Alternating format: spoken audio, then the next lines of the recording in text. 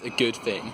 Now, I know this doesn't get said a lot, but it's quite clear to me that there's a anti-feminist vibe on YouTube. And that really has to change, I feel, because feminism is fundamentally a good thing. If you look at the world and the way it is, there's clearly a gender gap and inequality between the two sexes. And I feel as though it's not really given fair representation in the media today.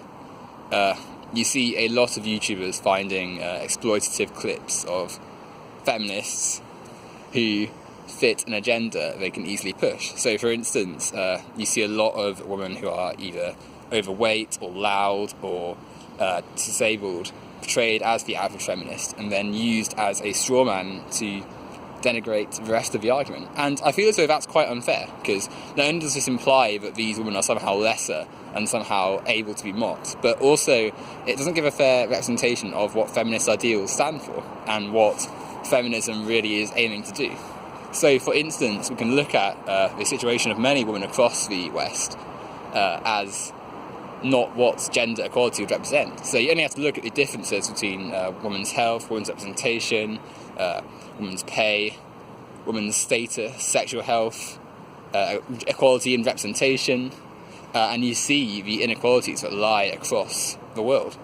And it's easy to pull up one or two stats and disprove this, but often there's more to inequality than just statistics. You only have to observe how men and women are treated differently in different roles, and how seriousness is not to scale with the treatment of men and women, to realise that there's a gender problem. But there are still problems that exclusively focus on women in the workplace and in the Western world. And it's important to have feminism in the West, not only to push ourselves towards true gender equality, but also to set an example and a precedent for the rest of the world. Because whilst there are problems with focusing on the West as the centre of the world, how can we expect things to progress in the Middle East or in other parts of the world that haven't quite reached the same levels of liberty and equality we had in the West, when we ourselves claim equality has been achieved and stop pushing for greater equality between men and women?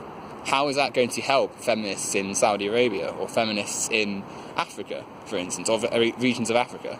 We don't. If we are too arrogant to assume that we've reached equality when we clearly haven't, then we essentially stop ourselves from promoting any further equality, and thus de-incentivise feminists in other parts of the world where feminism is perhaps more needed, and not to say that it's not needed here, but where inequality is easier to hone in on.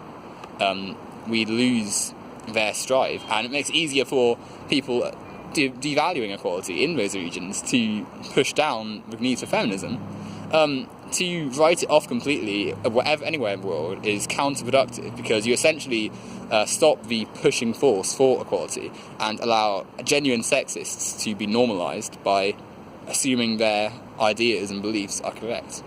But even beyond that, feminism isn't about hating men.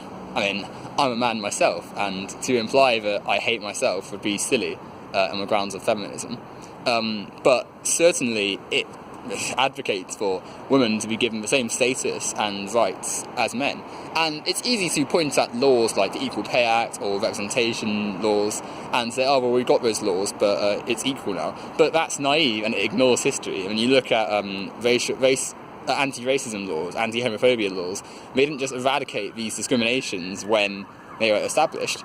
I mean, quite clearly, you only have to look at various politicians across the West to see that clearly racism and homophobia are still issues. So the same applies to sexism, in that there is still sexist beliefs in society which we need to overcome.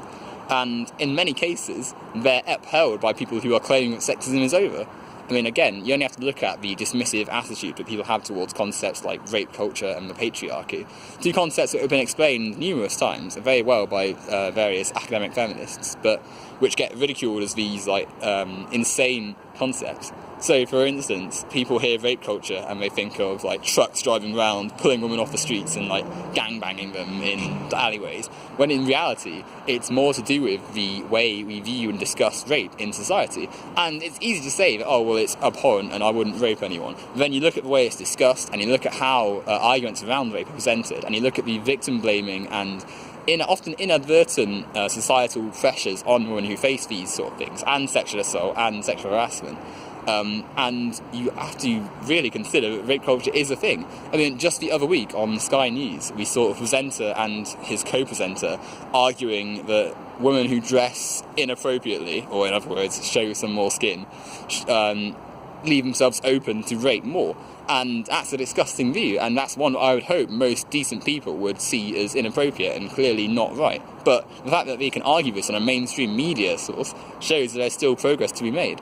And as for patriarchy, again, it's easy for people to conceive it as this, like, a table of men in hoods pointing at women and saying, oh, we need to shut them down. But again, that's not what people who argue for patriarchy, argue that patriarchy exists, are saying. You only have to look at the structure of any organisation, really, in the West to see that women are not normally going to reach the top, or certainly less in proportion to their male counterparts. Like, look at, with world leaders, for instance. When a woman is a world leader, it's a big thing still, because we haven't achieved that equality where a woman and a man have the same level of chance to get to the top.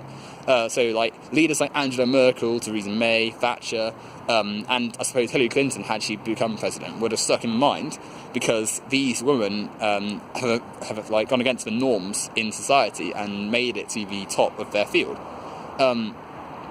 We still see under the system a disproportionate amount of women who are at the senior boards and senior parliamentary boards and Congress and whatever. It's harder for them to reach the top, as signified by any statistic about representation in any real organisation. Like, the fact that such a minuscule number of these women reach the top show that society still favours men. Maybe not outwardly as just saying, oh, we're going to hire men over women, but certainly, inadvertently, women are still subject to this kind of discrimination.